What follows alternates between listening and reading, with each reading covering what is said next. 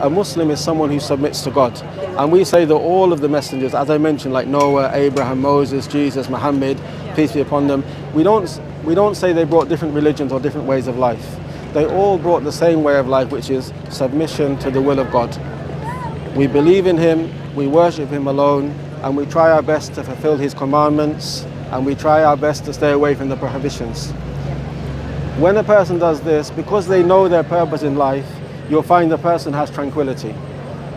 They have comfort in their life. And also they know why they're here. And also in every aspect of our life, because our Creator created us, he knows what's good for us. So when he says to do something, when our Creator tells us to do something, it's for our benefit. When the Creator forbids us from something, such as adultery, alcohol, lying and cheating, all these things are bad for us. So that's the basic teaching of Islam.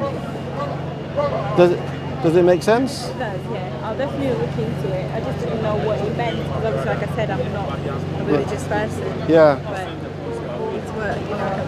But you know, religion, it means the belief you have and the way of life. Yeah. Do you not think we should have a belief and a way of life? Yes, I do. Yeah. And if we don't, then it's like we're lost in darkness. Sahara, come here. I'm so sorry. No problem, I understand. But do you have any more questions or? No, I just wanted to know the meaning of that. Okay. Thank you very much. I'll definitely look into it. No problem. I'll give you a Quran to read and some leaflets. Okay. Yeah. But can I just for your mind, just to compare why we believe Islam is the only true religion?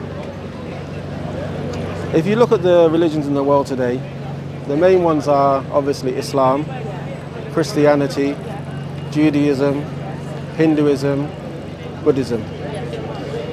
Others, they generally fall under these, or they're very odd, they're very peculiar. But the Quran mentions very clearly, Inna deen inda Allah Islam, that the religion with God, with Allah, is Islam. That's the only religion. Because there can't be one God, but then he's left people to choose their own way. Or he can't send messengers, but all of them come with different ways. So, you know, in Christianity, the reason why we don't believe Christianity is true is generally they received a messenger, Jesus, who was sent to the lost sheep from the tribe of Israel, and he called them to worship one God. But they made him into God, and they began to worship Jesus, even though Jesus had a God and he worshipped a God. And also we believe that all mankind, we have our own relationship with God. We don't need someone else to die for our sins or be sacrificed for us. We have our own relationship. So I would say these reasons would show that Christianity is not true. Judaism is a tribal religion. You have to be from that particular tribe. Otherwise, they don't believe the messengers are sent to you. To be a Jew, you have to reject Jesus, you have to reject Muhammad. So we don't believe that is correct. Even though Moses brought the truth, but we're saying that they changed it. As for Hinduism, you know, they have multiple gods, multiple statues. Some of them, they'll say there's only one God, but he manifests in so many different ways.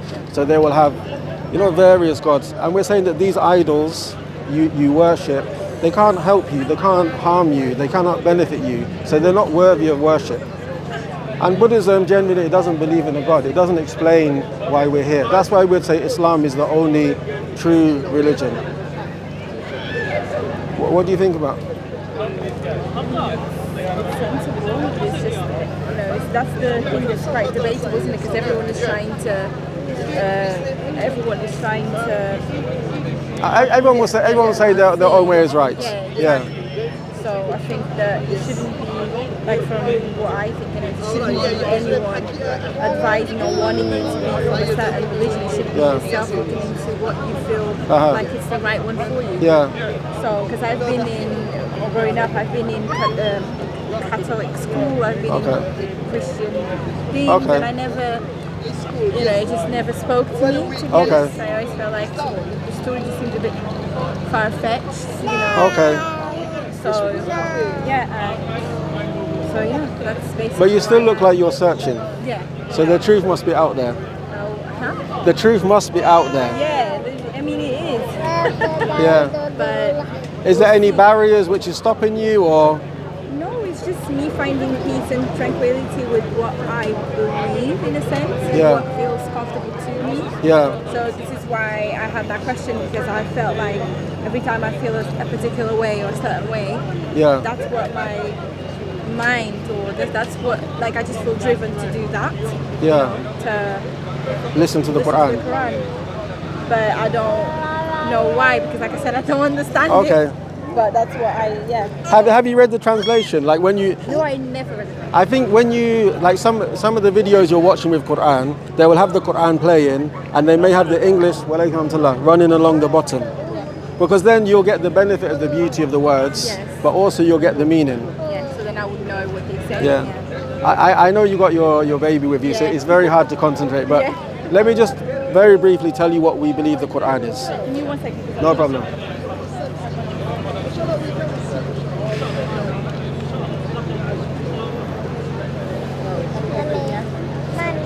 So the Quran, it means something which is recited.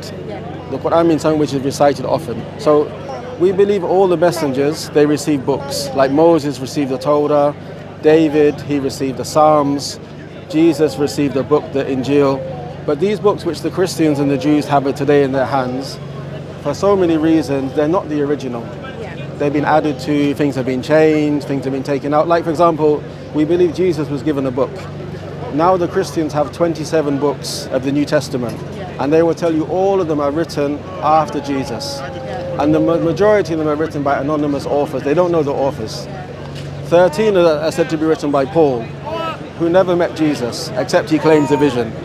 But the Quran, we're saying that the Quran was sent down from Allah, the word of Allah, to the angel Gabriel, to the Prophet Muhammad, peace be upon him. And it's been memorized and preserved as it was sent down.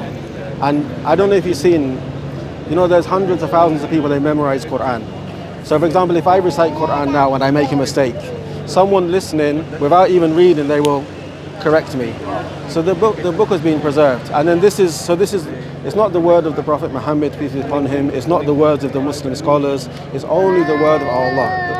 That's why, because he's our creator, he's the most merciful, the most kind, that's why when we listen to his words, like you said, you find peace and tranquility. But the Quran is not only for the beauty and the reward of reading, but it's a complete book of guidance. Like it will tell a person how to live their life, what we should believe in, what we believe about God, what we believe about messengers, about angels, about the Day of Judgment, how to worship, how to pray, how to fast, how to perform pilgrimage, how to conduct ourselves, how to treat your parents, how to treat your children, how to treat your husband, how to treat your wife, how to live in a society, how to be clean, how to be pure, how to eat. Islam has a complete way of life, how to run a government, how to deal with your enemies, how to deal with your friends, how to make war, how to make peace. It's complete. So I would advise you, take your time and look into it, but be serious. Do you have any questions? But you can, if you believe it to be correct, then you should accept it. What do you think? That's the thing, I don't know. I feel like I need to, because like you said, it's about being serious. I don't want to take on something and I'm not 100%. Of course. Begin it and then leave it halfway because I feel like, no, I don't want to do it anymore. Of course. So that's why, until I would be ready to actually commit to it and okay, no problem. I would still look into it and like take baby steps. No problem. No problem. I wouldn't just throw myself on it. But do you have like Muslim friends and stuff like this? Yeah. Okay. It's good to speak to them. Yeah. And ask them like to direct you like to trustworthy, knowledgeable people who can advise you. We'll give you something to read as well. Yeah.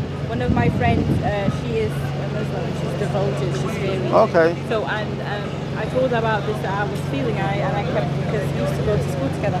And she said, for me, I feel like that's just Allah. Allah has a way to call people. Allah has a way of like calling people without being forceful. And I feel like the reason why you feel like every time you listen to the word, you feel some peace and tranquility is because it's the path that you should actually be taking. And I said, maybe I'm going to look into it. So she said she's going to send me some videos. Okay. So I can explain what it is, how it goes. But yeah, I do speak to people.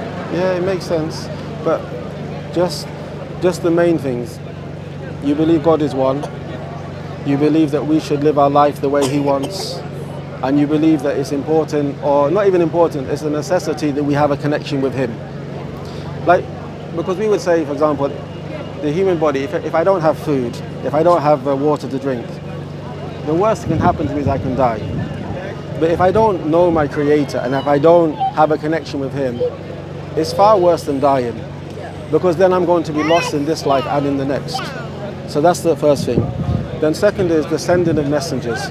Do you think it's reasonable and it makes sense that He chose people who are the best of people, the most trustworthy, the most honorable, to deliver His message?